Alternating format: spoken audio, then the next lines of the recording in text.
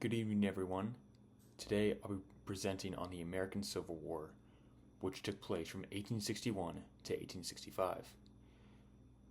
This is not just a conflict between the North and South, it was a turning point in American history deciding the moral, economic, and political future of the nation.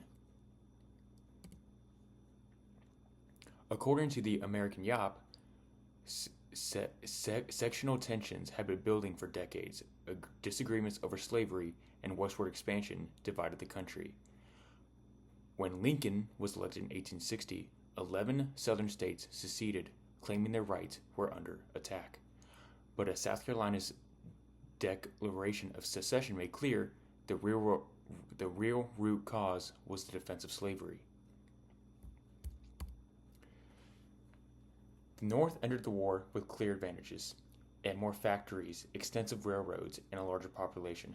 However, early in the war, the Union struggled due to poor military leadership.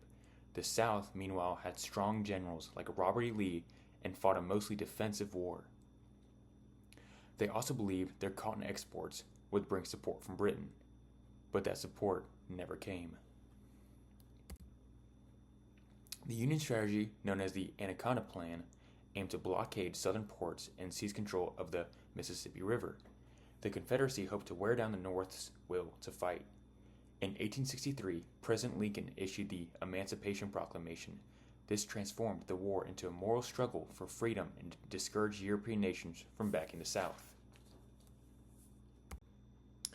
After the Union's victory, America entered a new phase of rebuilding. The 13th, 14th, and 15th Amendments reshaped the Constitution by abolishing slavery, granting citizenship, and protecting voting rights for the people of color. As the American Yop explains, these changes aimed to extend freedom and equality, but Reconstruction meant fierce resistance, showing how deeply racism and division remained in the country and would so for years to come.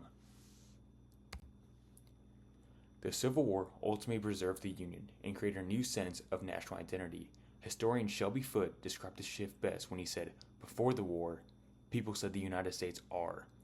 After the war, they said the United States is." This simple change in grammar reflected a powerful transformation from a collection of states to one unified nation, built through immense sacrifice and considerable loss. This is my Works Cited page.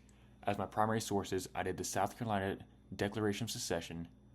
I had a letter from Robert E. Lee to Mary Rudolph Custis and the Emancipation Proclamation.